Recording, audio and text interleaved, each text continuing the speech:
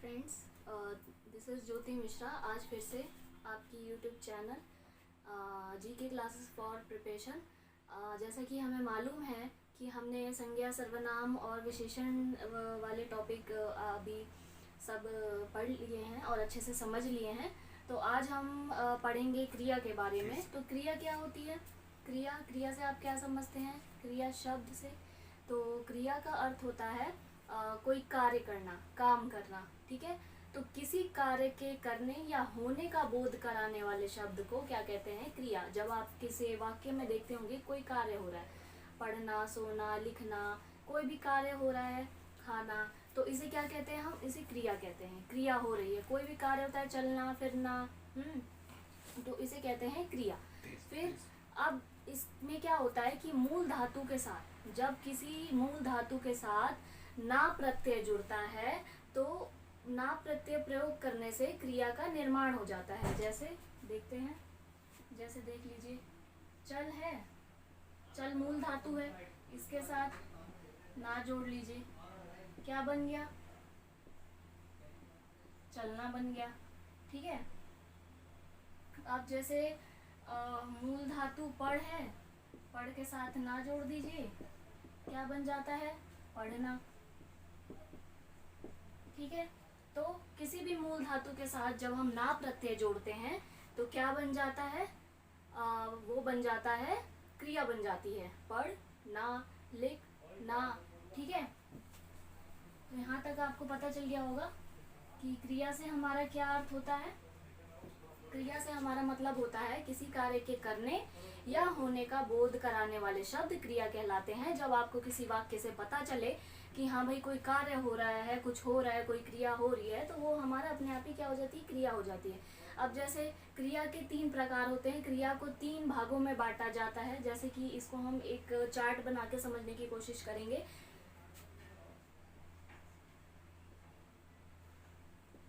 क्रिया के 3 प्रकार। ठीक है, क्रिया के 3 प्रकार समझने की कोशिश करेंगे हम एक चार्ट के द्वारा। चार्ट के द्वारा थोड़ा इजी हो जाता है किसी चीज़ को समझना। ठीक है, तो स्टूडेंट्स, पहला हम कर्म के आधार पर बांटेंगे। कर्म के आधार पर, ठीक है, क्रिया के भेद। फिर दूसरा हम बांटेंगे प्रयोग या रचना के आधार पर। प्रयोग या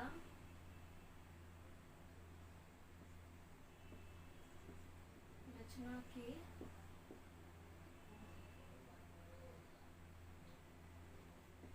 आधार पर। ठीक है, और तीसरा हम बांटेंगे काल के आधार पर।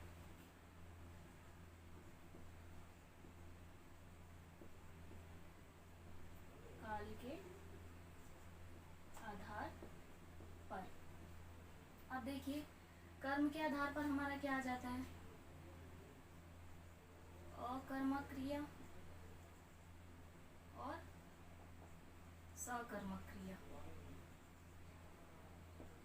ठीक है, क्रिया क्रिया अकर्मक क्रिया हो जाती है हमारे कर्म के आधार पर और सकर्मक क्रिया हो जाती है।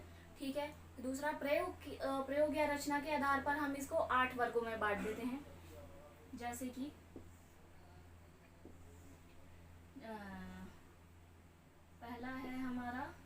पहला हमारा हो जाएगा सामान्य क्रिया।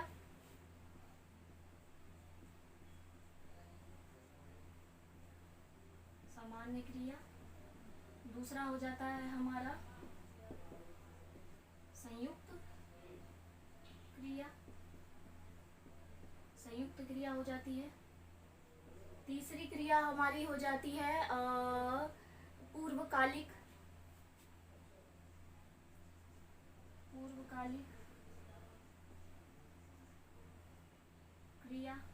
चौथी हो जाती है हमारी प्रेरणार्थक क्रिया। ठीक है, अब और ले लेते हैं। प्रेरणार्थक क्रिया हो जाती है हमारी चौथी। फिर हो जाती है हमारी पांचवी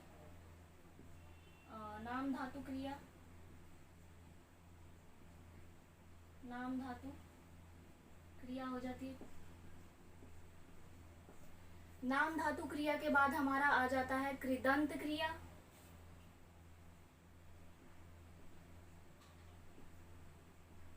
इसके बाद कृदंत क्रिया के बाद आ जाता है हमारा सजातीय।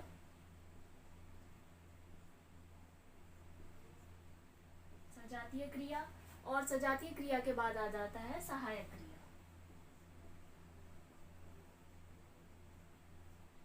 सहायक क्रिया, ठीक है दोस्तों।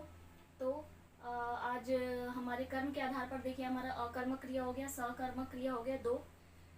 प्रयोग और रचना के आधार पर हम इसको 8 भागों में बांट देते हैं, और काल के आधार पर आ जाता है हमारा काल के आधार पर हम इसे 3 भागों में बांटते हैं। भूतकालिक क्रिया, वर्तमानकालिक और भविष्यकालिक।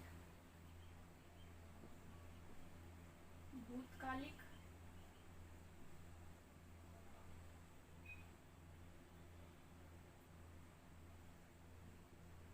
वर्तमान कालिक,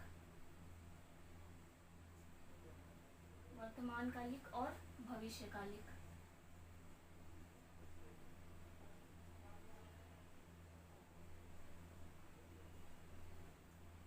ठीक है, तो ये हमारा आज आपके सामने पूरा चार्ट तैयार है। कर्म के आधार पर 2 भेद, प्रयोग रचना के आधार पर 8 भेद होते हैं, और काल के आधार पर हमारे 3 भेद हो गए। ठीक है, तो इस सब भेदों के बारे में हम एक एक करके विस्तार से पढ़ेंगे। ठीक है, तो अभी हम देख लेते हैं सबसे पहले कर्म के आधार पर। कर्म के आधार पर 2 हैं हमारे, अकर्मक क्रिया और सकर्मक क्रिया। ठीक है, तो पहले अकर्मक के बारे में देख लेते हैं। अकर्मक क्रिया क्या होती है? जब किसी वाक्य में प्रयुक्त क्रिया बिना कार्य के प्रयुक्त होकर भी पूरे अर्थ का बोध कराती है। यानी कि जब किसी वाक्य में कर्म नहीं होता, बिना कर्म के कोई क्रिया हो रही है, तो वहां पर हमारा क्या आता है? अकर्मक क्रिया। जैसे उदाहरण देख लेते हैं अकर्मक के उदाहरण।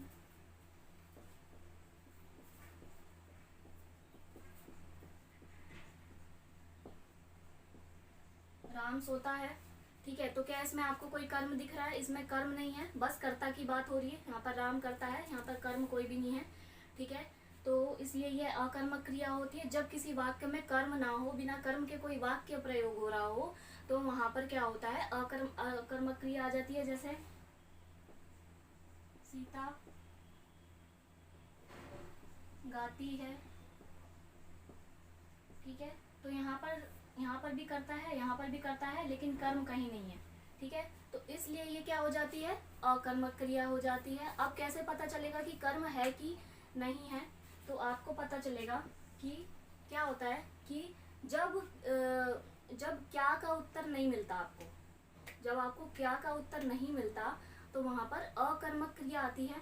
ठीक है, और जब क्या का उत्तर मिलता है किसी वाक्य में, तो वो सकर्मक हो जाती है, यानी कि उसमें कर्म है। ठीक है, तो क्या और कौन का उत्तर जब आपको अलग अलग मिलते हैं, यानी कि आपका कर्ता भी है और उसमें कर्म भी है, तो आपका वो क्रिया जो होगी सकर्मक होगी। लेकिन बस कर्ता करता है, तो वो आपकी क्रिया अकर्मक क्रिया होगी। ठीक है, तो अभी हम अकर्मक के बारे में हमें क्लियर हो गया। बस करता है यहाँ पर, तो वो क्रिया क्या है? अकर्मक क्रिया है। लेकिन अगर हमें क्या का उत्तर नहीं मिल रहा है, क्या उत्तर नहीं मिल रहा हमें, तो वो हमारी अकर्मक क्रिया होगी। यानी कि यहाँ आप देख सकते हैं कि यहाँ पे बस कर्ता की बात हो रही है और कर्म है ही नहीं, तो ये हमारी अकर्मक क्रिया हो जाती है। ठीक है,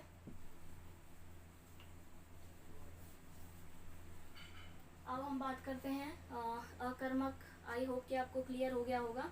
ठीक है, अगर आपको क्लियर ना हो तो आप हमें कमेंट कर सकते हैं, आप अपने प्रश्नों के साथ हम आपको उत्तर दे देंगे। तो हमारा दूसरा भेद है सकर्मक। दूसरा भेद है सकर्मक। अकर्मक यानी कर्म का प्रयोग नहीं होता तो अकर्मक है, और सकर्मक जब किसी वाक्य में प्रयुक्त क्रिया कर्म के साथ हो, अर्थात होकर पूरे अर्थ का बोध कराती है, अर्थात कर्ता और क्रिया कर्म के साथ प्रयोग हो रहे हैं तब वो पूरे अर्थ का बोध कराती है, तो उसे क्या कहते हैं, सकर्मक क्रिया। अब इस वाक्य में क्या होगा, आपको कर्ता भी दिया होगा और क्रिया भी हो रही होगी और कर्म भी होगा। ठीक है, जब किसी वाक्य में ये तीनों हो, जब किसी वाक्य में ये तीनों हो, कर्ता भी आपका, कर्म भी और क्रिया भी हो रही है, तब वो सकर्मक होता है। ठीक है, यानी कर्म के साथ। जैसे कि उदाहरण देख लेते हैं।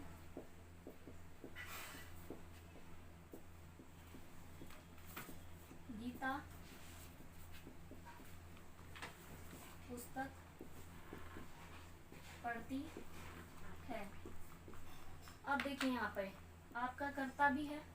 ठीक है, क्या पढ़ती है गीता, पुस्तक पढ़ती है। आपको क्या का उत्तर मिल रहा है यहाँ पर, आपका कर्ता भी है यहाँ पर। ठीक है, और पढ़ती है, क्रिया भी हो रही है। ठीक है, तो अब इसमें आपको क्या का उत्तर मिल रहा है, यानी कि आपका कर्म है यहाँ पर, पुस्तक है, क्या पढ़ती है, पुस्तक पढ़ती है, तो इसका मतलब हो गया कि ये वाक्य क्या है, सकर्मक वाक्य है। ठीक है, अब एक और उदाहरण ले लेते हैं। जैसे बच्चे पानी पीते हैं। अब देखिए इसमें कर्ता क्या है, बच्चे हैं। पानी क्या पीते हैं, पानी, क्या का उत्तर आपको मिल गया है, यानी कि ये क्या है, कर्म है आपका। ठीक है, और पीते हैं यहाँ क्रिया हो रही है। तो एक वाक्य में आपको तीनों मिल गया, कर्ता भी मिल गया है, कर्म भी मिल गया और क्रिया भी हो रही है। क्या का उत्तर भी मिल रहा है आपको, पानी। तो इसका अर्थ क्या होता है, ये सकर्मक क्रिया है, यहाँ पर कर्म आ रहा है। ठीक है, अब आप कोई भी उदाहरण ले लीजिए। बच्चे हॉकी खेलते हैं, क्या खेलते हैं, हॉकी खेलते हैं, कर्म है आपका, यहाँ पर भी कर्म है, तो ये सकर्मक क्रिया हो जाती है। ठीक है, अब क्या है, जैसे कई बार एग्जाम में ये आ जाता है, बच्चे गलती से अकर्मक क्रिया को सकर्मक लगा देते हैं। कंफ्यूजन कहाँ होती है, अभी मैं क्लियर कर देती हूँ एक उदाहरण से। कि जैसे एक ले लीजिए, गीता जल्दी जल्दी चल रही है। जैसे गीता जल्दी जल्दी चल रही है, तो आप बता सकते हैं कि इसमें कौन सी क्रिया होगी, अकर्मक क्रिया होगी या सकर्मक क्रिया होगी। तो यहाँ पर देखिए, पहले वाक्य देख लीजिए। गीता क्या है आपका, करता है। चल रही क्या है, क्रिया हो रही है आपकी। और जल्दी जल्दी क्या है, ये कार्य की विशेषता बताई जा रही है, जल्दी जल्दी, यानी कि ये हुआ आपका क्रिया विशेषण। यहाँ पर आपका कर्म है ही नहीं, इसलिए ये हो गई आपकी अकर्मक क्रिया। और यहाँ पर बच्चे कंफ्यूज हो जाते हैं, इसको सकर्मक करके आ जाते हैं एग्जाम में। ठीक है, तो यहाँ पर आपका ना तो क्या का उत्तर है और ना ही यहाँ पे आपका कर्म है, तो इसलिए ये अकर्मक क्रिया है। और जो जल्दी जल्दी है वो क्रिया की विशेषता बताई जा रही है यहाँ पर। ठीक है, तो अब दूसरा उदाहरण अगर देखा जाए, चिड़िया आकाश में उड़ रही है। ठीक है, तो चिड़िया क्या है आपका, चिड़िया है कर्ता, आकाश में उड़ रही है, आकाश में क्या है आपका, स्थान है, आकाश, उड़ रही क्या है, क्रिया है। ठीक है, तो यहाँ पर भी कर्म नहीं है, ये भी अकर्मक हो जाता है। आकाश में देख के ये नहीं कि आप उसको कर्म समझ लें, क्या क्या उत्तर नहीं मिल रहा है, वो स्थान है आपका। ठीक है, तो इसलिए ये भी अकर्मक क्रिया हो गई। ठीक है, तो सकर्मक क्रिया के भी दो भेद होते हैं। सकर्मक क्रिया के दो भेद हैं।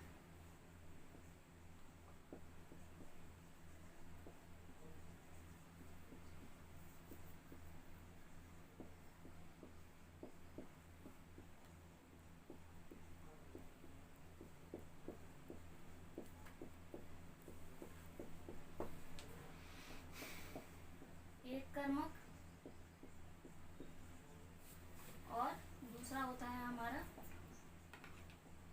द्विकर्मक कहिए, द्विकर्मक कहिए चाहे बहुकर्मक कहिए, एक ही बात है।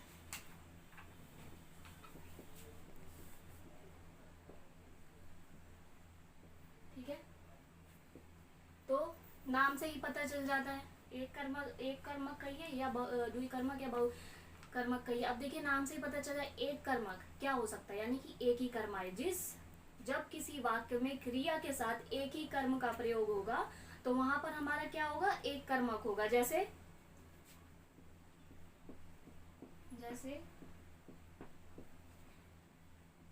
सीता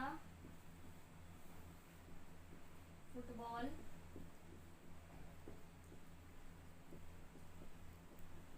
खेलती है।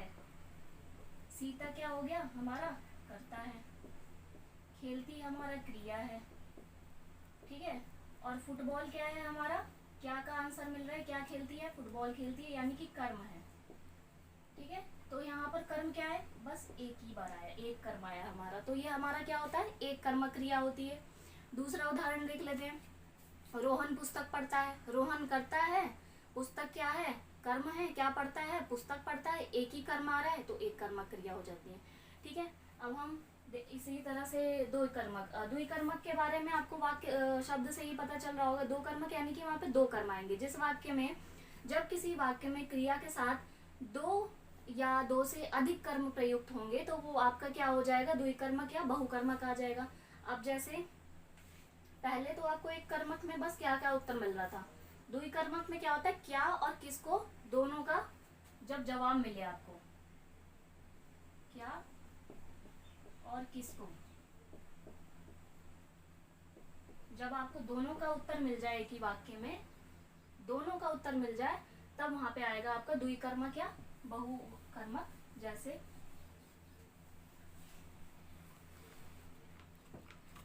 ठीक है, जैसे कि अध्यापक छात्रों को हिंदी पढ़ा रहा है, अध्यापक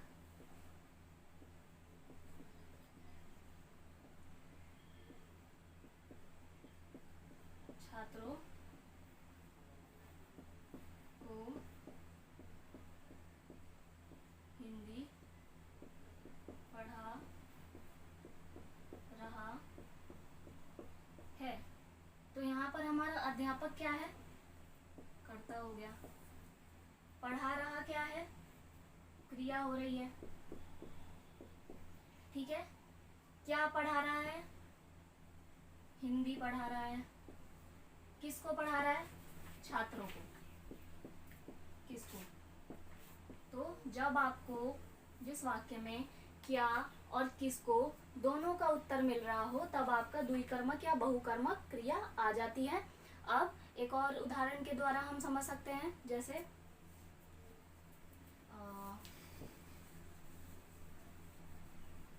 एक और उदाहरण हम देख लेते हैं। जैसे कि मोहन पौधों को पानी देता है, मोहन